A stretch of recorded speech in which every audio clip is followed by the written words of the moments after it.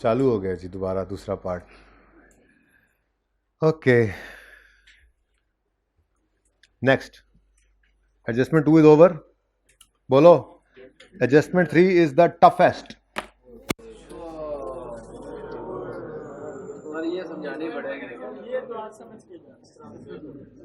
ये आज नहीं हो सकेगी सारा। मेरे चेहरे पे रंग पीला सफेद हो रहा होगा डर से। मंडे को पेंडिंग है। Additions to plant is it's over. ये एडिशन है, बोलो सुभान अल्लाह। प्लांट का एडिशन 154 है, ये देखो नंबर मिल रहे हैं। तो सवाल में मुश्किल एडजस्टमेंट्स भी होती हैं, आसान भी होती हैं। अच्छा, एक मसला आएगा, चलो छोड़ो वो बाद में देखते हैं। आगे आगे आगे आगे। Next, addition to fixture. थोड़ी देर के लिए इसको छुपाओ। आर 40,000, ये क्या है? बस। अच्छा, बीच वाली लाइन है excluding deposit of new computer system. अच्छी बात है, एक्सक्लूडिंग है। सुनो सुनो, जो तुम कह रहे हो वो करते हैं। पहले पहले ठहरो।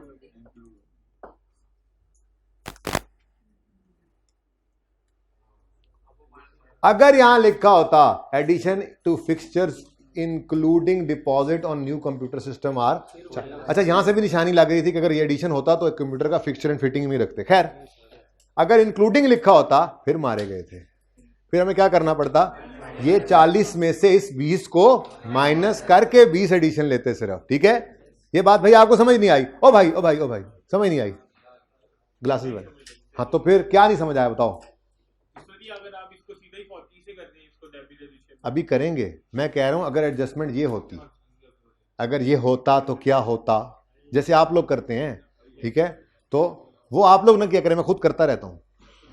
एडिशन टू फिक्सचर में, एडिशन टू फिक्सचर 40,000 है जिसमें इंक्लूडेड है न्यू कंप्यूटर सिस्टम वाला डिपॉजिट। अगर यूं लिखा होता तो हमें क्या करना पड़ता, 40 माइनस 20 इज इक्वल टू 20 का एडिशन लिखते। लेकिन ऐसा कुछ नहीं था। वह आपको मुबारक हो, यहां पे उसने लिखा हुआ था। तो इसका मतलब इस लाइन की कोई जरूरत नहीं थी। जब डिपॉजिट एडवांस जो है फिक्सचर वाला वो इस 40 में शामिल ही नहीं है, तो फिर पढ़ने की भी क्या जरूरत है? ठीक है, तो ये तो फिर इतनी सी बात ही बनी, एडिशन टू फिक्सचर इस 40,000। जी बोलो। फिर मैं यही तो अभी अर्ज करके हटा हूं। नहीं, अगर इंक्लूडिंग मैंने लिखा भी था, अभी मिटाया है कि 40,000 अगर इंक्लूडिंग है इसके अंदर, वो तो माइनस करना पड़ेगा।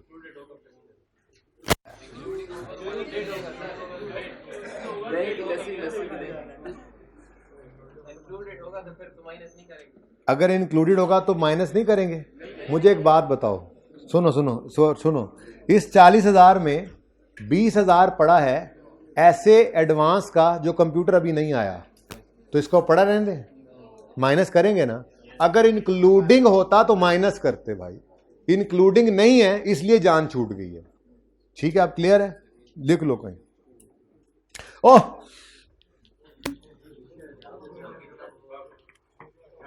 गिरे तुम्हारे दुश्मन।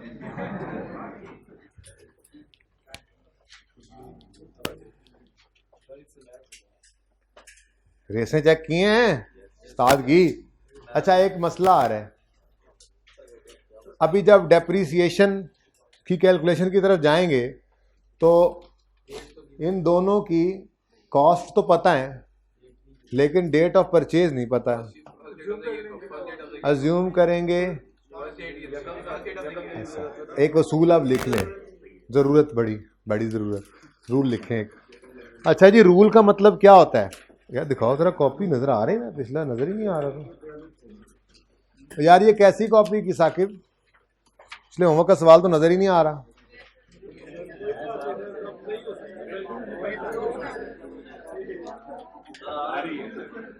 अच्छा जी प्लीज साकिब को बुलाएं जरा। अच्छा जी प्लीज सुने सुन लें प्लीज, रूल लिखें। अगर सवाल में डेट ऑफ परचेज या इवन डेट ऑफ सेल दोनों के बारे में इकट्ठा रूल है। अच्छा, रूल का मतलब होता है वो चीज जो हमेशा लगेगी।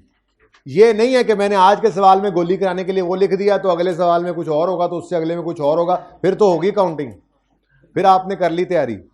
ठीक है, तो इसलिए रूल वो जो हर जगह हमेशा यही लगाएंगे आप, ये चेंज नहीं करेंगे। इसलिए लिख लो, दिल पे लिखना, दिल पे। भाई ये हैंड आउट को देखो बैक साइड से, इसके होमवर्क वाला सवाल नजर आ रहा है, फोटोकॉपियर भाई से पढ़ा के आओ जरा, जाओ, और असल सवाल भी देख लेना, लेके आओ जल्दी से। अच्छा जी सुने, सुने नहीं लिखें, अगर सवाल में डेट ऑफ परचेज या डेट ऑफ सेल मिसिंग हो, अगर सवाल में डेट ऑफ परचेज या डेट ऑफ सेल मिसिंग हो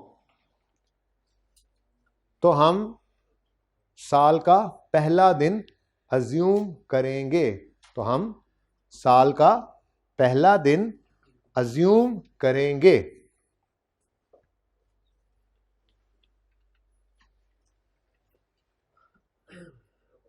ठीक है, अच्छा इसका मतलब क्या है, सुनो इधर ले आओ ना मेरे भाई। क्या तो जब भी हो रहा होगा बेटा उसका, हाँ मतलब समझा रहा हूं ना, अब सुनो तो सही, मेरा अगला जुमला तो सुन दे, मैं समझाना ये चाह रहा हूं। इसका मतलब क्या है, इसका मतलब यह है कि अगर एडिशन है तो उस पर पूरे साल डेप्रिसिएशन लेनी है। साल आपका यकम जनवरी को शुरू हो, यकम अप्रैल को शुरू हो, यकम जुलाई को शुरू हो, यकम अक्टूबर को शुरू हो, मेरी बला से जब मर्जी हो। इसका मतलब क्या है, अगर एडिशन को साल के पहले दिन पे अज्यूम कर लिए तो इसका मतलब उसे पूरा साल डेप्रिशिएट करेंगे। क्लियर? दूसरी तरफ अगर डिस्पोजल की डेट गिवन नहीं है तो क्या अज्यूम करेंगे, साल का, उससे भी साल का पहला दिन अज्यूम करेंगे। बोलो इसका मतलब क्या है, इसका मतलब यह है कि डिस्पोजल की एक दिन की भी डेप्रिसिएशन हम इस साल में, जिस साल में डिस्पोज हो रहा होगा, डेट नहीं गिवन, साल का पहला दिन जो अज्यूम कर लिया तो उसकी कोई डेप्रिसिएशन हमारे इस साल में नहीं आएगी। क्लियर है? ये मतलब होता है इसका। नहीं समझ आई? नहीं समझ आई? इतनी सी बात नहीं समझ आई? जिनको नहीं समझ आई उनके लिए दोबारा, जिनको आ गई वो चुप करके बैठे। मैं ये अर्ज कर रहा हूं, अगर किसी एसेट का डेट ऑफ एडिशन साल का पहला दिन हो तो उसकी डेप्रिसिएशन कितने साल की लेंगे, कितने महीनों की लेंगे? पूरा साल। यही अर्ज किया कि अगर डेट ऑफ, हमने अज्यूम कर लिया ना किसी एडिशन की डेट साल का पहला दिन तो उसका मतलब क्या है, उसका असर क्या पड़ेगा, डेप्रिसिएशन पूरे साल की आएगी। इसी तरह से जिस एसेट की डेट ऑफ सेल नहीं गिवन और हमने उसे अज्यूम किया साल का पहला दिन, तो इसका मतलब क्या है, इस साल में जरा भी डेप्रिशिएट नहीं करेंगे। उसकी वजह यकम जनवरी में तो वो हम तो पूरा महीना ही नहीं लेते वो वाला, तो वो उनका साल का पहला दिन आ गया तो वो तो कभी भी डेप्रिशिएट नहीं करेंगे। ठीक है ना? इसका मतलब ये होगा। ओके चलें आगे। अच्छा मैंने कहा चलो बता दूं, अब जब एडिशन को डेप्रिशिएट करने की बारी आएगी तो भूल ना जाना, लेकिन अगला पॉइंट भी साथ तैयार किया है ना, फॉलोइंग एसेट्स आर सोल्ड, और सोल्ड एसेट की भी डेट ऑफ सेल गिवन नहीं है तो अज्यूम क्या कर लेना है हमने, यकम जनवरी 15। और ये डेप्रिसिएशन ब्रॉड फॉरवर्ड है, यानी ओपनिंग है, यानी ये भी किस दिन की है, यकम जनवरी 15 की। ये है ना डेप्रिसिएशन ब्रॉड फॉरवर्ड। ठीक है, अब ओ डिस्पोजल याद है, जर्नल एंट्री भी याद है? अच्छा अच्छा कराओ जरा कराओ।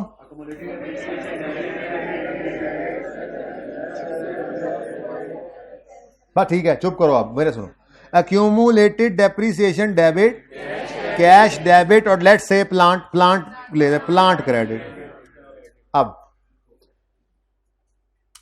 ये ना अगला पॉइंट अगर पढ़ेंगे ना तो लैंड एंड बिल्डिंग रीवैल्यू हो रही है। ठीक है ना? ये दो पॉइंट्स रीवैल्यूएशन से रिलेटेड हैं। इसका मतलब प्लांट और फिक्सचर्स वगैरह ये कॉस्ट मॉडल पे ही है, बाकी ठीक है ना, सिर्फ दो ही रीवैल्यू है, लैंड और बिल्डिंग। ओके, अब यानी सिंपल डिस्पोजल है। अब डिस्पोज हुआ है एसेट, तो डिस्पोजल के दिन सबसे पहला स्टेप क्या करते होते थे, एसेट अकाउंट में से एसेट की कॉस्ट को क्रेडिट करते थे। कितनी कॉस्ट है? 277। नजर आ रही है जी? ये कॉस्ट आ गई। ओके 277। स्टेप 2, डेबिट करते थे अक्यूमुलेटेड डेप्शन अकाउंट में से डेट ऑफ परचेज से डेट ऑफ सेल तक की अक्यूमुलेटेड डेप्रिसिएशन। अब सवाल ने हमें डेट ऑफ परचेज नहीं बताई, डेट ऑफ सेल भी नहीं बताई। हमने डेट ऑफ सेल अज्यूम कर ली साल का पहला दिन, और उसने साल के पहले दिन की एक्यूमुलेटेड डेप्रिसिएशन बताई हुई थी। यानी मौजें लग गई, ये भी रेडिली अवेलेबल। बेसिकली ना सवाल बहुत आसान है, सवाल में एडजस्टमेंट्स का उलझाव नहीं है। मैं ये समझाना चाह रहा हूँ, सिर्फ CWIP पे टाइम लगना था, वो नई चीज थी। सवाल में बेसिकली डाटा संभालना है, ये सीखना है, इसीलिए कहा 2 दफा इसको करके आना। तो ये तो बिल्कुल सिंपल सा सवाल है। इसमें कॉस्ट 277 क्रेडिट हो गई और 195 की एक्यूमुलेटेड डेप्रिसिएशन डेबिट हो गई। अच्छा, उसके बाद चलो ठीक है, आप कह रहे हैं तो कैश भी लिख लेता हूं। पता नहीं क्यों मैंने ये बात कही। कैश क्रेडिट डेबिट करेंगे 86 से, और लॉस है गेन है? श्योर? मुझे तो गेन लग रहा है। 86 इधर, और चलें बहरहाल आपकी मर्जी है। अब आप लोग है बहुत करीब, लेकिन अच्छा अब इधर देखो, ये जनरल एंट्री में कोई मुश्किल, किसी किस्म की कंफ्यूजन? ठीक है। अब इधर देखो, अगर आप PPE का नोट बना रहे हो तो 1 और 2, इसके अलावा आपको कुछ नहीं चाहिए। यानी अगर आसान एडजस्टमेंट होगी और मुझसे कहेगा PPE का नोट बनाओ, तो मैं डिस्पोजल की जर्नल एंट्री पास ही नहीं करूंगा। मैं कॉस्ट को पकड़ूंगा, एसेट अकाउंट में से क्रेडिट मारूंगा, और डेप्रिसिएशन जो एक्यूमुलेट बनती है उसको एक्यूमुलेट अकाउंट में से डेबिट मारूंगा। मेरी बला से कैश जहां जाना है जाए, मेरे PPE के नोट में तो नहीं आना। मेरी बला से गेन या लॉस कहां जाना है? कहां जाना है वैसे? प्रॉफिट एंड लॉस में। वो तो मैं बना नहीं रहा। हाँ, अगर मैं एक्सट्रैक्ट्स बना रहा हूं फिर फंस जाऊंगा कि प्रॉफिट एंड लॉस वाली फिगर वहां पे प्रेजेंट करनी पड़ेगी, गेन है या लॉस है।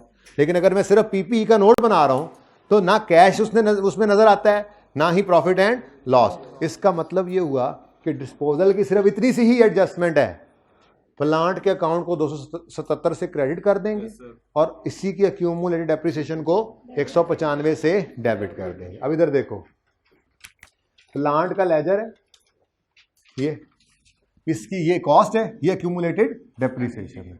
कॉस्ट में से कितना माइनस करोगे? 277। Step 1 is over. Step 2, accumulated depreciation में से इसकी एक्यूमुलेटेड डेप्रिसिएशन माइनस करो, कितनी है? Step 2 is over. Step 3, we will record cash. करवाओ, नहीं कराओ नहीं, मतलब यहां कहीं घुसा देते हैं, जबरदस्ती कर लेते हैं नोट में, कहीं यहाँ पे थोड़ी यहाँ पे करके, नहीं जगह नहीं है, जगह नहीं। ये कैश के लेजर में जाएगा, कैश के लेजर मैं नहीं बना रहा। ठीक है, चलो स्टेप 3 इज ओवर। चुप। स्टेप 4, प्रॉफिट एंड लॉस में बैलेंसिंग फिगर गेन या लॉस निकलती है, लिखवाओ। कहां लिखें? लिखवाओ, लिखवा दो। इसका मतलब ये हुआ कि अगर इतना सिंपल सवाल हो तो एक्यूमुलेट, ये डिस्पोजल की एंट्री करने की भी जहमत नहीं करनी। कॉस्ट उठाओ, क्रेडिट, एक्यूमुलेशन अकाउंट से वो एक्यूमुलेशन उठाओ, मैक्सिमम कैलकुलेशन करनी पड़ेगी, क्रेडिट और डेबिट। ठीक है, माइनस करके बस। ना गेन लॉस कहीं लिखना है हमने, ना कैश कहीं लिखना है। हमारा नोट का सवाल सिर्फ इतना रिक्वायर कर रहा है। ये बात किसी को समझ नहीं आई तो पूछ लें। चले तो फिर चले अगली एडजस्टमेंट। तो फिर ये देखो, मैंने तो समझानी भी नहीं है। ये देखो, सेल प्रोसीड का कोई इस्तेमाल नहीं है नोट के सवालों में। मेरा सवाल की रिक्वायरमेंट है नोट, मैं कोई सेल प्रोसीड इस्तेमाल नहीं करूंगा। हाँ, अगर वो कहता है एक्सट्रैक्ट्स बनाओ प्रॉफिट एंड लॉस के, फिर ये लिख कर गेन लॉस निकालता, और वहां पे लिखना मजबूरी थी। फिर कैश को तो फिर भी एक्सट्रैक्ट्स में बैलेंस शीट में नहीं लिखते, क्योंकि कैश का ओपनिंग और डाटा अवेलेबल होता नहीं है, वो तो हमने पहले डिसाइड किया हुआ। ठीक है, नाउ बस अब ये कोई सवाल है? फिक्सचर 41 कॉस्ट में से माइनस करो, 31 एक्यूमुलेटेड, 41 और 31। ठीक है, तीसरा स्टेप कैश, जरूरत नहीं है। चौथा स्टेप गेन लॉस, जरूरत नहीं है। समझ आती है? अगर समझ आती है तो ये एडजस्टमेंट भी जाती है। एडजस्टमेंट 8 पहले पढ़ा दो मुझे, ताकि फिर सिर्फ ये रह जाए बस 2 एडजस्टमेंट्स रह गई, और वो भी इतनी आसान है, इतनी आसान है कि क्या बताऊं। सॉरी, जोर का तो नहीं लगा? वापस करो, चल ये वही ना बात। Number 8, depreciation is provided on all assets in use at the year and at the following rates. 2% building पे स्ट्रेट लाइन, प्लांट पे 20% स्ट्रेट लाइन, फिक्सचर पे 25% रिड्यूसिंग बैलेंस। ये पॉइंट भी हो गया क्या? अच्छा कर दें, ठीक है, मैं कह रहा हूं एंड पे कर लेंगे, ठीक है, जब क्लोजिंग निकालते जाएंगे फिर करते जाएंगे। हो सकता है किसी की लाइफ वगैरह चेंज हो कहीं पे, फिर उस वक्त मसला ना हो, ठीक है। ओके, नाउ पॉइंट 6 और 7 में क्या है? रीवैल्यूएशन। और इतनी सिंपल रीवैल्यूएशन है कि आपको मैं क्या बताऊं, ना बताऊं? नहीं कर नहीं लेंगे बेटा। अच्छा, अब ये मिटा दूं आपके बैलेंस शीट का एक्सट्रैक्ट, समझ आ गया CWIP कहां नजर आएगा और एडवांस कहां नजर आएगा? ये मेरी वर्किंग की जगह थी।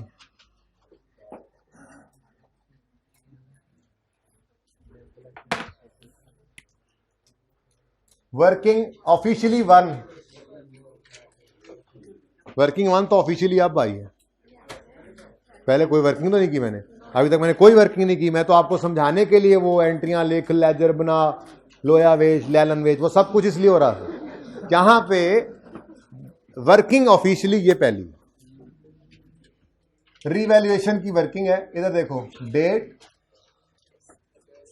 डिस्क्रिप्शन, भाई बातें मत करो ना यार प्लीज। ये एसेट का नाम है लैंड, रीवैल्यूएशन, सरप्लस। वैसे प्रॉफिट एंड लॉस कोई नहीं आया था पिछली क्लास में, लेकिन चलो मैं लिख देता हूं फॉर्मेट का हिस्सा, देखें सर इस क्लास में आ जाए फिर इस पिछली। सही है भाई।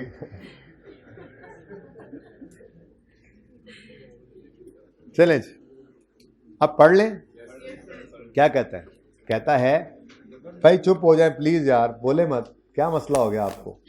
आखिरी 15 मिनट 20 मिनट रह गए और बहुत काम पड़ा है, अगर करें तो। Land and building were revalued on 1 जनवरी 15। मैंने रूल लिखवाया था ट्रांसफर के बारे में आपको, अभी स्टार्ट में रूल लिखवाया था। अगर start of the year revaluation हो तो नोट के लिए, नोट के लिए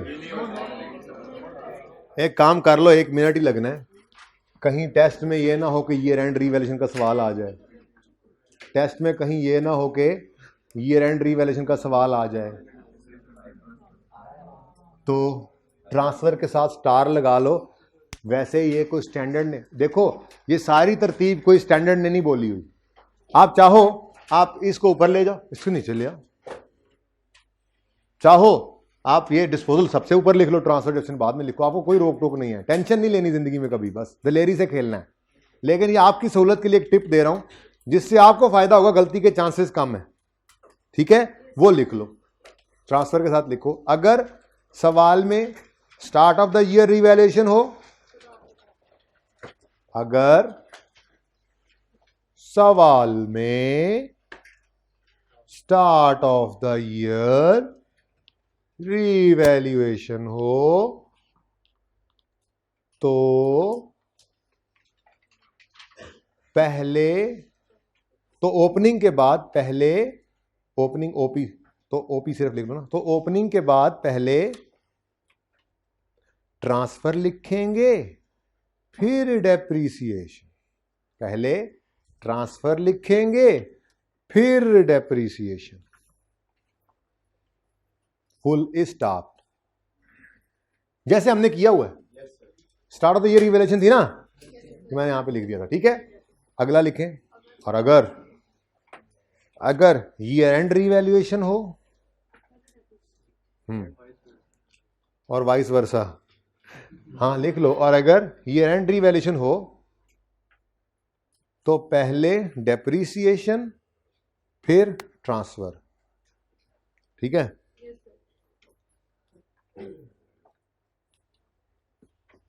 अच्छा इधर देखो, अब ये मैंने सारी बात की है इस ट्रांसफर के बारे में, ये इसके बारे में नहीं थी, स्टार लगा के लिखवाया, वरना पूरी कहानी तो यूं बनती है नोट के अंदर एक्यूमुलेटेड डेप्शन के सेक्शन में, ठीक है। अगर स्टार्ट ऑफ द ईयर तो पहले ये ओपनिंग के बाद ये लिखो, वो तो फिर लंबी कहानी हो जाती है ना, तो स्टार लगवा के लिखवाया कि इसके बारे में ये मैंने बात लिखवाई है, ओके ठीक है।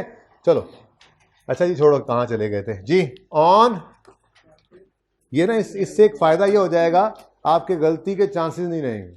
ठीक है, वो क्यों नहीं रहेंगे, वो इंशाल्लाह कल परसों तक पता लगने लग जाएगा आहिस्ता आहिस्ता, जब 2-3 सवाल और करेंगे तो। Land and building were revalued on यकम जनवरी 15, स्टार्ट ऑफ द ईयर है, इसलिए मैंने ओपनिंग के बाद ट्रांसफर लिखा है, आपको भी पहले से लिखवाया हुआ है। ओके, कुछ चीजें हो सकता है समझ ना आ रही हो, पहला दिन, लेट इट बी, मंडे भी तो आना है इंशाल्लाह, ठीक है। ओके, इस वक्त सबसे इंपॉर्टेंट है इस नोट को काबू करना सीखना, ठीक है, जिन की तरह है काबू हो जाएगा, 2 दफा कर लोगे तो, ठीक है। टेस्ट में भी यही सवाल हो, मतलब यही सवाल ये नहीं होगा, सवाल इस जैसा ही होगा, यानी कि अच्छा सवाल होगा, मुश्किल नहीं होगा जी। मैक्सिमम क्या हो जाता है, देखो जैसे वो यहां पर लिखा हुआ था, देखो एडिशन ऑफ प्लांट आर 154, सीधा लिखा हुआ है, सवाल में ये लिख दे कि a plant was purchase at an invoice value of इतने, ट्रेड डिस्काउंट ऑफ इतने, following other cost are incurred, 1 2 3 4 5 6 10, बताओ जी ये क्या मसला है इसके अंदर। ये मैक्सिमम यही हो सकता है ना, एडजस्टमेंट मुश्किल हुई है तो मैक्सिमम यही हो सकता है, सिंपल डिस्पोजल की बजाय आपका एक्सचेंज आ जाए, या डिस्पोजल में डेट ऑफ परचेज दे, ऐसे डेटा ना दे, आपको निकालना पड़े, बस नोट यही रहेगा, ये इंपॉर्टेंट है, इसलिए 2 दफा नोट बनाओ आज लाजमी जाके। लो भाई, यकम जनवरी 15 पे लैंड एंड बिल्डिंग्स रीवैल्यू हुए हैं 1500 पे, of which land is worth 900, तो फिर बाकी क्या होगा, प्लांट, बाकी प्लांट होगा, जाहिर है कितना 600, वो कह रहा है लैंड एंड बिल्डिंग 1500 पे चले गए हैं, जिसमें से लैंड 900 है, तो बाकी इक्विपमेंट है, बाकी बिल्डिंग ही होनी है ना, ठीक है, बैलेंसिंग। लो भाई, फिलहाल तो मैं लैंड की वर्किंग कर रहा था, ठीक है, और लैंड में तो कोई डेप्रिसिएशन का चक्कर भी कोई नहीं होता, अगला पॉइंट भी पढ़ने की जरूरत नहीं है। यकम जनवरी 15 है हमारी डेट ऑफ रीवैल्यूएशन, इस दिन हम बुक वैल्यू और फेयर वैल्यू को कंपेयर करते हैं, ठीक है। यकम जनवरी 15 पे बुक वैल्यू कितनी है, लैंड की 500 कॉस्ट है, -0 अक्यूमुलेटेड डेप्रिसिएशन है, 500 ही बुक वैल्यू है। याद आया वो दिन जब मैंने एक शॉर्टकट लगवाया था, होमवर्क में एक सवाल दिया था, शॉर्टकट लगा के मैंने कहा था cost less accumulated depreciation is equal to book value, लिख लो जंप करके आओ तो। और फिर साथ ही एक बात कही थी, कुछ लोग तो ये 2 स्टेप भी रिमूव कर जाते हैं और डायरेक्ट बुक वैल्यू लिखते हैं, जिसमें कॉस्ट माइनस अक्यूमुलेटेड डेप्रिसिएशन लिख लेते हैं, तो हम वही कुछ लोग आज बन गए। हमें बुक वैल्यू चाहिए ना, कॉस्ट में क्यों अलग कॉस्ट लिखें फिर अकोमोडेशन लिखें, टाइम जाया होता है भाई, हर स्टेप पे अंग्रेजी लिख रहे हो, टोटल कर रहे हो, लाइन बचाओ जितना टाइम बच सकता है। बुक वैल्यू चाहिए यकम जनवरी 15 पे, तो कॉस्ट माइनस अक्यूमुलेटेड ऑप्शन से निकलेगी, ये कॉस्ट माइनस अक्यूमुलेटेड ऑप्शन होगी, ठीक है। उसके बाद क्या करते थे जी, एक लाइन खाली छोड़कर रीवैल्यूड अमाउंट लिखते हैं जी, कितनी है जी 900, तो 600 का क्या आ गया, 400 का रीवैल्यूएशन। अच्छा अभी तो देखो, इसके बाद अगला काम होता था डेप्रिसिएशन, ऐसे ही है, चलो लिख तो लेने दो, अगले बिल्डिंग की तैयारी भी तो करनी है ना वर्किंग की, ठीक है। तो लैंड है तो डेप्रिशिएट नहीं होगा, इसका मतलब जो इसकी कॉस्ट आई है, मतलब रीवैल्यूड अमाउंट आई है, वही इसकी बुक वैल्यू बन जाएगी, ठीक है। लेकिन एक और मसला भी है, आपको अब ये सरप्लस चुभेगा, इसका क्या करें, जो लैंड के साथ किया वही करो, लैंड पड़ा रहेगा, ये भी पड़ा रहेगा, लैंड जब बिकेगा एक्चुअल, ये सारे का सारा उसी दिन इकट्ठा रिटेन अर्निंग में चला जाएगा, या खुदा ना खास्ता कल कल को लॉस आ जाएगा तो वो लॉस आके इसको खा जाएगा। हर साल इंक्रीमेंटल डेप्रिसिएशन वाला चक्कर ही नहीं, क्योंकि लैंड की डेप्रिसिएशन ही कोई नहीं, ठीक है, सही है। अब जर्नल एंट्रीज करें, लेजर्स बनाएं ना, डायरेक्ट नोट पे जाना है आज, ठीक है। और वही काम जो यहां से सिखाया करता था आज काम देगा। किस दिन रीवैल्यूएशन हुई है, यकम जनवरी 15, इस दिन खड़े होकर अक्यूमुलेटेड डेप्रिसिएशन सवाल में गिवन थी 0, तो पहले ट्रांसफर की एंट्री होती है, अक्यूमुलेटेड डेप्रिसिएशन डेबिट, ये 0 पड़ी, 0 थी, वही पहले दिन ये पड़ी थी, ये फायदा है पहले ट्रांसफर लिखने का, ये पड़ी थी यही ट्रांसफर कर दी, कितनी 0, कोई गल नहीं, ये एंट्री पड़ी है, अक्यूमुलेटेड डेप्रिसिएशन डेबिट कम हुआ, एसेट भी क्रेडिट कम हो गया, step 1 is over, step 2 revaluation surplus है, asset debit revaluation surplus, asset debit मतलब एसेट बढ़ा एसेट पॉजिटिव से, और रीवैल्यूएशन सरप्लस का क्रेडिट वो कहां होना है, वो इक्विटी का आइटम है, वो तो उधर चेंज इन इक्विटी में पड़ा होगा, वो तो पीपीई में नहीं पड़ा होता, इसलिए उसकी एंट्री यहां पे नजर नहीं आएगी। एसेट बढ़ गया और उधर माइंड में भाई ने कहा, क्योंकि वो इक्विटी का आइटम हम बना नहीं रहे, जब हम चेंज इन इक्विटी का टॉपिक पढ़ेंगे ना, स्टेटमेंट बनाएंगे, उसमें एक कॉलम एक line item statement change equity के अंदर रीवैल्यूएशन सरप्लस का भी है, ठीक है ना। तो वो क्रेडिट हुआ इक्विटी में जाकर, debit asset credit revaluation surplus. Asset तो डेबिट पीपीई में होना है, रीवैल्यूएशन सरप्लस तो इक्विटी में क्रेडिट होना है। हम क्या इक्विटी बना रहे हैं? तो बस फिर इसलिए वो भी नजर नहीं आएगा, जैसे प्रॉफिट एंड लॉस का प्रॉफिट एंड लॉस नजर नहीं आया था, जैसे कैश वाला कैश नजर नहीं आया था, ठीक है। तो बस हो गया काम। लैंड को वैसे ही तैयारी के लिए कहा है कि ट्रांसफर की एंट्री ये होती है। कुछ हो रहा है ट्रांसफर? नहीं ना हो रहा, कुछ हो रहा है, ट्रांसफर हो रहा है, लेकिन स्टेप्स तो याद रखने हैं ना, इसलिए मैंने ये दोनों बोल दिए हैं भाई, अल्लाह माफ करे। कोई ट्रांसफर नहीं हो रहा। जी बोलो। ये तो एडिशन है नहीं, डिस्पोजल है ही नहीं, ये 900 पे आ गया, डेप्रिसिएशन होती नहीं है इसकी, कुछ भी नहीं, ये तो सिर्फ मैंने स्टेप लिखा था, तो ये जीरो ही है, तो 900 माइनस 0 900। मॉडल है इसका रीवैल्यूएशन, आगे कुछ भी नहीं होता, ऐसे लाइन लगा दो भाई, डेप्रिसिएशन होती नहीं है। मेथड कहाँ से लाए हम? लैंड की।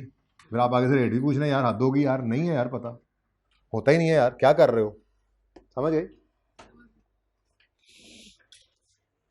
चलें आगे। ये मैंने भाई डेप्रिसिएशन कोई नहीं थी, मैंने सिर्फ ट्रांसफर की एंट्री करना सिखाई है आगे बिल्डिंग के लिए, और कुछ नहीं है, जैसे यहां पर लिख दिया था, हालांकि नहीं लिखने की जरूरत थी। चलें आगे। वर्किंग टू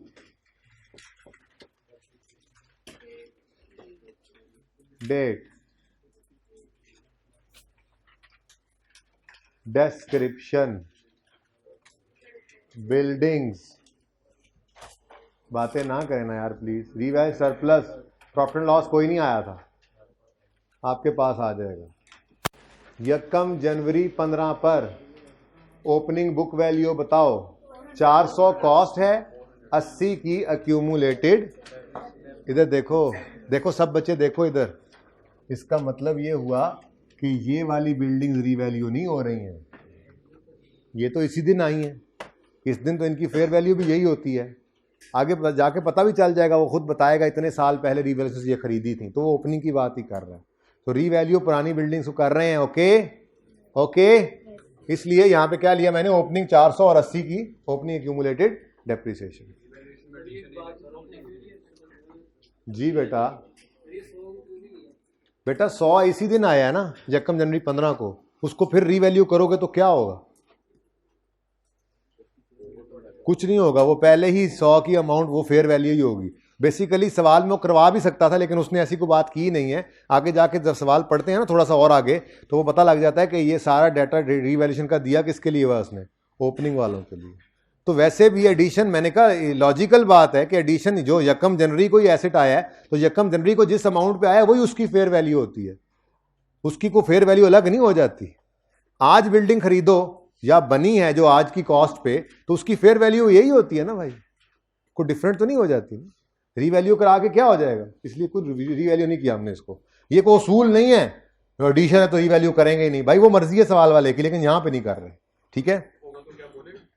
जी हाँ, और क्या होगा, क्या तो बोलेगा, तो जाहिर बात है यहां पे मैंने अज्यूम किया है कि नहीं है, वहां पे मैं अज्यूम करूंगा कि है, ऐसा कुछ नहीं है, ठीक है। इधर देखो, आगे देखो,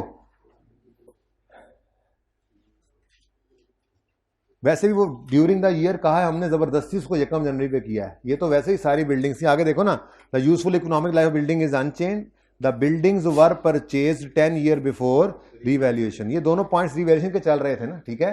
तो इसलिए ये, और वैसे भी रीवैल्यू अगर उसने एडिशन करवाना तो वो एक्सप्रेसली कहता, तुक नहीं ना बनती, बेतुकी बात है इसको सोचना कि हम इसको रीवैल्यू कर लें, ठीक है।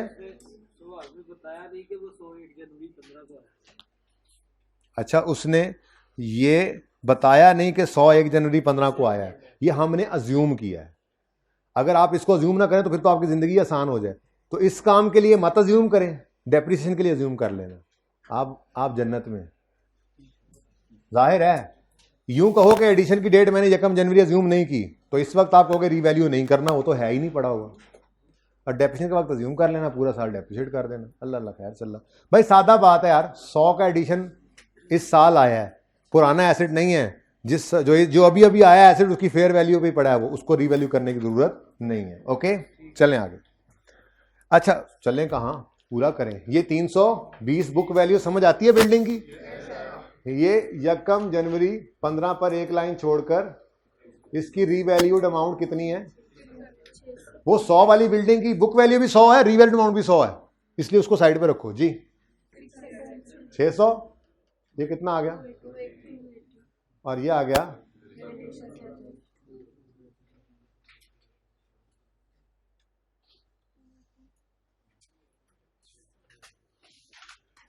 जी। उसके बाद क्या करना है? 31 दिसंबर 15 पर डेप्रिसिएशन करनी है। डेप्रिसिएशन करनी किसकी जी? 600 की रिमेनिंग लाइफ पर, पता कोई नहीं है अभी, और 280 की भी रिमेनिंग लाइफ पर, जो पता कोई नहीं है अभी। ठीक है, चेक कर लेते हैं अभी। अब पॉइंट 7 पढ़ते हैं जी। ये एक लाइन जो है ना, इसने परेशान कर देना है आपको पकड़ के। ये लाइन क्या कहती है? कहती है useful economic life of building is unchanged. पहली बात, लाइफ है कितनी? ओरिजिनल लाइफ है कितनी? 2% स्ट्रेट लाइन है ना, तो 1/0.02 करके चेक करो, बताओ 50 साल आ गया। 50 साल लाइफ है। अच्छा अब इसका मतलब क्या है कि जब रीवैल्यूएशन हो जाएगी तो क्या उसके बाद 50 ही लाइफ लेकर डेप्रिशिएट करें? रिमेनिंग लाइफ हमने फिर भी निकालनी। आप लोगों को कैसे पता लगा? 2-3 बच्चों, आपको कैसे पता लगा? आपको ये बात मैंने नहीं बताया था पहले। क्या बताया था? नहीं वो तो मैंने ये कहा था, नहीं मैंने ये कहा था कि अगर रिमेनिंग लाइफ खुद बता दे तो वो वाली इस्तेमाल कर लेना, ठीक है ना? चलो खैर शुक्र अगर बताया था तो, लेकिन सुनो नए सिरे से सुनो, इसलिए कह रहा हूं, सुनो, बड़ी अहम बात है ये, बड़ी अहम बात। ये लाइन आपको हर रिवैल्यूएशन के सवाल में मिलेगी अक्सर, मतलब 90% सवालों में, या तो वो रिमेनिंग लाइफ बता देगा या ये लाइन लिखेगा। परेशान कभी नहीं होना। इसका मतलब ये नहीं ले लेना कि डेप्रिसिएशन 50 पे ही होगी। इसका मतलब ये है कि जो उस सवाल में याद करो जिसमें उसने 6 साल एसेट, जी 6 साल लाइफ है, 1-2 साल गुजरे तो कहने लगा नहीं जी अब रीवैल्यू कर लो और 10 साल हो गई है। ये सिचुएशन इसमें नहीं है। ये सिचुएशन इसमें नहीं का मतलब क्या है? जो ओरिजिनल 50 साल की लाइफ गिवन थी वो आज भी 50 है। रिमेनिंग लाइफ आपने खुद निकालनी है रिवैल्यूएशन के वक्त, ठीक है? तो ये जुमला लिखा हुआ है ना, the useful economic life of building is unchanged. इसका मतलब वो जो ओरिजिनल लाइफ थी 50 साल वो आज भी अनचेंज्ड है, रिमेनिंग आप खुद निकालेंगे। There is no change in estimate. भाई यहां पे कोई बात ऐसी, मैं मतलब ही तो समझा रहा हूं यार इस जुमले का, मैं मतलब ही समझा रहा हूं इस जुमले का, ठीक है? अगर यहां पे लिखा होता the useful economic life of building, the remaining useful life of building is let's say 30 years, ठीक है, तो फिर वो वाली लाइफ लेते, फिर रिमेनिंग लाइफ खुद ना निकालते। लेकिन वो नहीं लिखा हुआ, बल्कि लिखा हुआ है यूजफुल लाइफ इज अनचेंज्ड। इसका मतलब ये कतन ना ले लेना कि डेप्रिसिएशन के लिए इस साल भी 50 यूज कर लो। इसका मतलब ये है कि ओरिजिनल लाइफ 50 साल थी, रिमेनिंग हम निकालेंगे आज हमेशा की तरह, रिमेनिंग लाइफ निकालेंगे 50 माइनस लाइफ पास्ड। और वो कहता है the buildings were purchased 10 years before revaluation, यानी रीवैल्यूएशन 10 साल पहले खरीदी तो रीवैल्यूएशन के दिन कितनी रिमेनिंग लाइफ है। और ये तकरीबन हर सवाल में लिखा हुआ मिलेगा आपको। 99% क्वेश्चन मेरे को में है ही ऐसे जिनमें रिमेनिंग लाइफ खुद निकालनी पड़ती है। 95% कर लो, ठीक है? मतलब बहुत सवाल ऐसे, तकरीबन सारे सवाल ऐसे जिनमें रिमेनिंग लाइफ खुद निकालनी पड़ती है, वो देता नहीं है। जब रिमेनिंग लाइफ खुद निकालनी होती है तो वो परेशान करने के लिए ये लाइन जरूर लिखता है, ताकि आप जैसे बच्चे परेशान हो, ठीक है? आपने परेशान नहीं होना। रिमेनिंग लाइफ 40 साल है, समझ आती है? डिवाइडेड बाय 40 जी 15 और 58273। चलो जी, रीवैल्यूएशन के दिन ट्रांसफर की एंट्री बोलो, रीवैल्यूएशन के दिन ट्रांसफर की एंट्री बोलो। Accumulated depreciation, debit, asset, credit, ठीक है। तो जितना बैलेंस पड़ा है वो सारा पहले दिन जो पड़ा है वो ट्रांसफर कर दो, इसलिए तो पहले लिखा ट्रांसफर। ये हो गया अक्यूमुलेटेड डेप्रीसिएशन, भाई देख लो, ये हो गया अक्यूमुलेटेड डेप्रीसिएशन डेबिट, और ये हो गया एसेट क्रेडिट। ट्रांसफर की एंट्री हो गई, लेजर की बजाय स्टेटमेंट में हो रही है आज, बस इतना सा फर्क है। ओके, स्टेप 2 क्या होता था? सरप्लस या लॉस की recording, asset debit revaluation surplus credit. कितने से? 280 से एसेट तो डेबिट हो गया, रीवैल्यू सरप्लस में इक्विटी में क्रेडिट होना है, पीपीई के नोट में कहीं इक्विटी नहीं है, ये एसेट साइड बन रही है। ओके चलो, तो कितना बन गया? हो ही नहीं सकता 600 के अलावा कुछ हो। कितना? हमारा तो सवाल गलत हो गया। मैंने तो कहा था, सुनो सुनो सुनो, मैंने कहा था एसेट अकाउंट का क्लोजिंग आपको लेटेस्ट रीवैल्यूड अमाउंट बताएगा, ये निशानी है सवाल के सही होने की। तो लैंड तो 900 बता रहा था, बिल्डिंग गलत हो गया। गलत नहीं हुआ, एडिशन 100 रुपए वाला है, उसको रीवैल्यूएशन में हमने नहीं डाला हुआ। 600 पुरानी बिल्डिंग की रीवैल्यूड अमाउंट है और 100 रुपए एडिशन का डालो तो ये टोटल 700 ही बनता है, और ये बिल्कुल सही है। ठीक है, कोई डेप्रिसिएशन है, लेकिन डिस्पोजल कोई नहीं है। ठीक है, अब ये डेप्रिसिएशन 3 निकालो, सवाल खत्म है। क्या मतलब? सवाल तो सारा पढ़ लिया ना, इनमें कोई रीवैल्यूएशन नहीं है, क्रॉस लगाने की जरूरत नहीं, आप खाली छोड़ो, मैं तो आपको समझाने के लिए बता रहा हूं। क्या प्लांट भी रीवैल्यू हुआ है? बोलो। फिक्सचर्स हुए हैं रीवैल्यू? नहीं। तो फिर इनमें ये कोई ट्रांसफर की एंट्री भी कोई नहीं है, फिर रह क्या गया? सिर्फ डेप्रिसिएशन।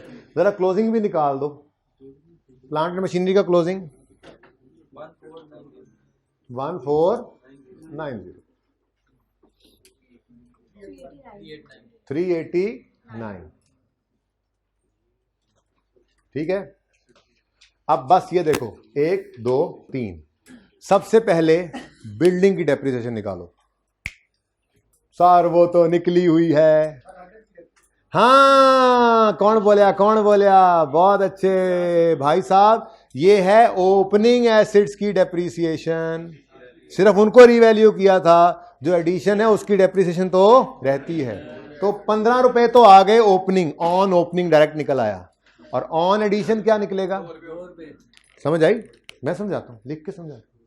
वर्किंग 3 हम कर रहे हैं, वैसे मैंने की हुई है वर्किंग, वहीं पे देख लेते हैं। वर्किंग 3 हम करते हैं, ये डेप्रीस, ये वर्किंग 2 आपने की हुई है ना, तो वर्किंग 3 इसको मैं कर रहा हूं जी। अब हम ये कहने लगे थे कि ये 15 रुपए डेप्शन एक्सपेंस होता है ना फॉर द ईयर, सिर्फ ये 15 ले जाए डेप्शन में? नहीं, इसमें सिर्फ वो ओपनिंग एसेट्स की डेप्रिसिएशन है, बाकी 100 रुपए के एडिशन को भी तो डेप्रिशिएट करना ना पूरा साल। तो मैंने कहा चलो एक वर्किंग खोल लेते हैं, वही पुरानी बातें, ये जो पहले दूसरे लेक्चर में सीखी थी।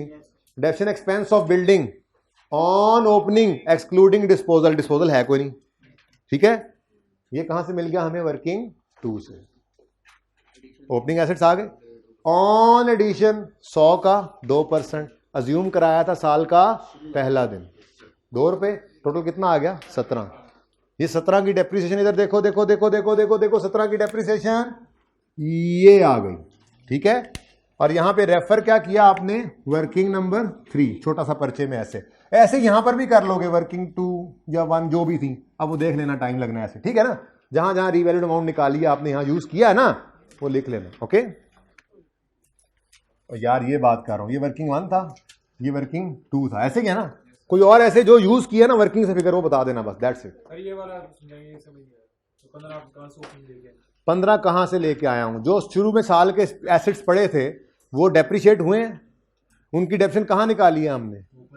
तो वही वहीं से लेके आए हैं। देखो यही ओपनिंग, ऊपर देख ना, परली वर्किंग में देखना मेरे चांद, इधर से देख लो, ये वाली वर्किंग ये बनी हुई है ना, तो इधर ही देख लो ना, इकट्ठी देख लो। तो ये 15 कहां से आया? ये यहां से आया, यही ओपनिंग एसेट्स है ना जो रीवैल्यू हुए। इनकी डेप्शन कितनी थी इस साल की? 15। जी बेटा, किसमें? ये क्यूमुलेटिव एडिशन 80 की पड़ी थी ना साल के शुरू में, ये 80 में पड़ी थी ना, इसको ट्रांसफर करना है। ट्रांसफर की एंट्री क्या है? क्यूमुलेटिव एडिशन डेबिट, तो ये डेबिट ही किया। चलें आगे। उसके बाद है जी प्लांट एंड मशीनरी। अच्छा सॉरी, इसका आंसर मैं बताता हूं क्या होगा। 17। कैसे कॉन्फिडेंट था मैं? साल के पहले दिन अगर रीवैल्यूएशन हो गई है तो फिर सिर्फ इस साल की डेफिनेशन पड़ी हो सकती थी यहां पे, ठीक है जी। 700 माइनस 17 683, ठीक है। नेक्स्ट है जी plant and machinery. Straight line method है, बोलो। वही बचपन वाली class. Opening cost of all, यानी ऑन ओपनिंग एक्सक्लूडिंग डिस्पोजल, ठीक है। ओहो सॉरी, ये तो लिखते चले। ये कौन सा मॉडल है जी? मेथड कौन सा लगाया था? ये पूरा लिखना है SLM, ठीक है। और इधर देखो 40 to 50 ईयर्स मैंने लिख दिया। 2% भी लिख देते सही था।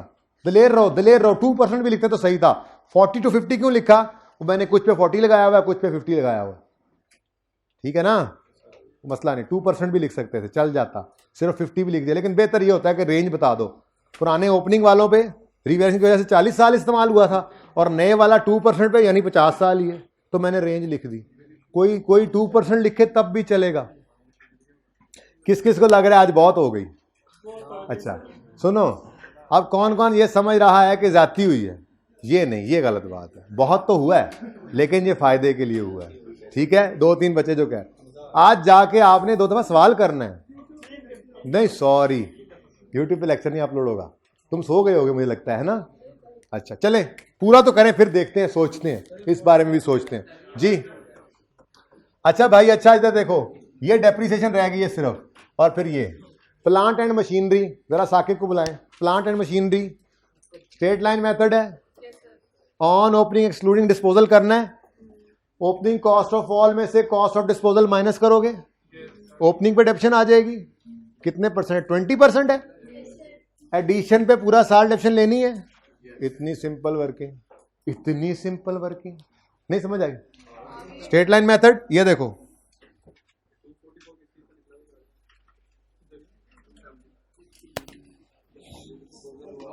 भाई ये डिस्पोजल की कॉस्ट थी ना। अच्छा जी, opening cost of all on opening excluding disposal, वही वाली working. Opening cost of all इधर देखो 1613 माइनस कॉस्ट ऑफ डिस्पोजल, ये पड़ी 277, ऐसे ही है। ओपनिंग कॉस्ट ऑफ ऑल 1613 और कॉस्ट ऑफ डिस्पोजल 277। उसके बाद 20% लगाए, 287 आ गई ओपनिंग पे, ठीक है। 67 डन। उसके बाद एडिशन कितने का हुआ था? 154 का। ये ऑन एडिशन 154 का 20% अज्यूम किया था साल का पहला दिन, पूरा साल, ठीक है। डिस्पोजल तो था लेकिन डिस्पोजल साल का पहला दिन था, इसलिए डेप्शन अज्यूम नहीं की थी। तो डेप्शन कितनी आ गई? 298 टोटल, ठीक है। अब ये 298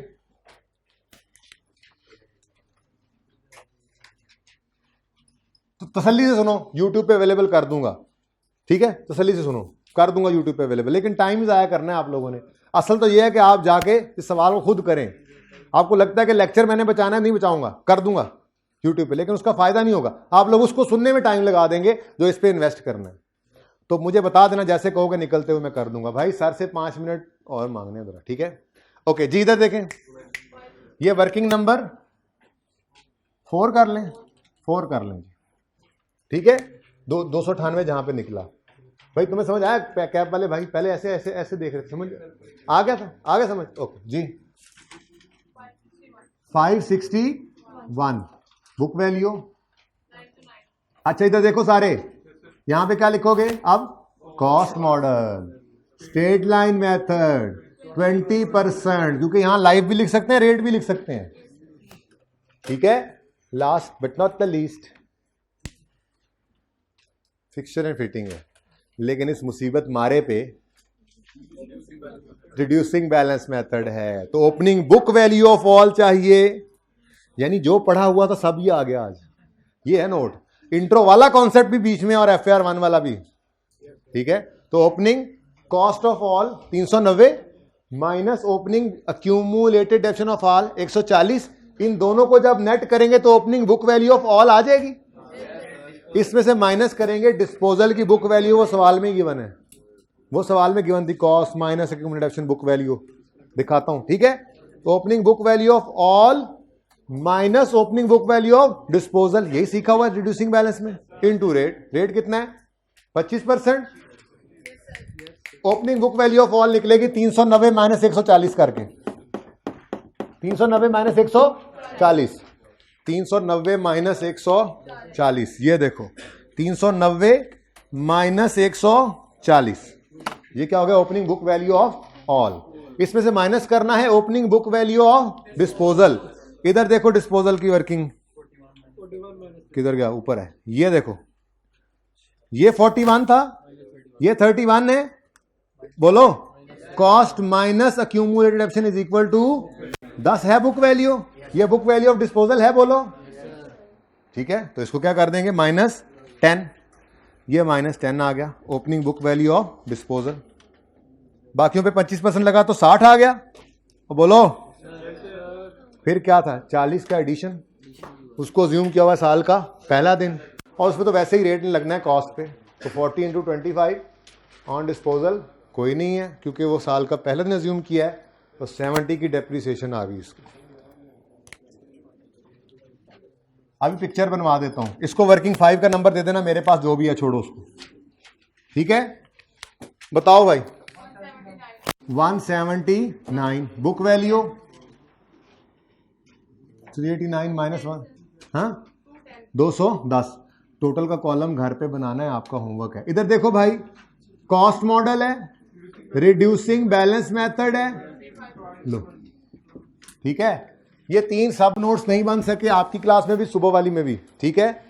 इसलिए टेस्ट के अंदर भी आपने कोई सब नोट नहीं बनाना, टेस्ट के अंदर आपने सिर्फ यहां तक नोट बनाना है, जो भी सवाल में नोट आए, जो बाकी होंगे मैं सिखा दूंगा, फिर बाद में उस टेस्ट वाले सवाल में वैसे बना लेंगे, ओके, ठीक है। अच्छा, अब ये वर्किंग यहां तक पिक्चर एक ले लें भाई साकिब, ये पिक्चर मुझे भेजनी है आपने, उसके बाद इन वर्किंग्स की पिक्चर भी आप ले लें, ये आपकी जरूरत की वर्किंग में, ठीक है। वर्किंग 3, ये वर्किंग 4, ये वर्किंग 5, ये ऐसे किया था, ठीक है। कौन सी, वो वर्किंग दूसरी है, वो पहले वर्किंग 1 और 2 हुई पड़ी है, ठीक है जी। एक मिनट,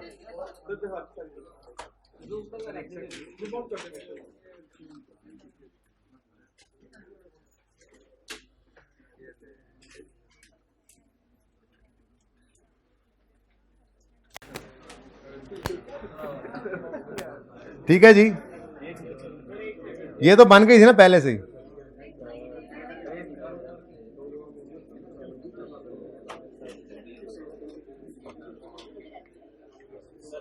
अच्छा जी। हाइब्रिड वाले जो है, हाइब्रिड वाले बच्चे पिक्चर लेके जाइएगा, कैमरा मैं उस तरफ एंड पे करवाता हूं।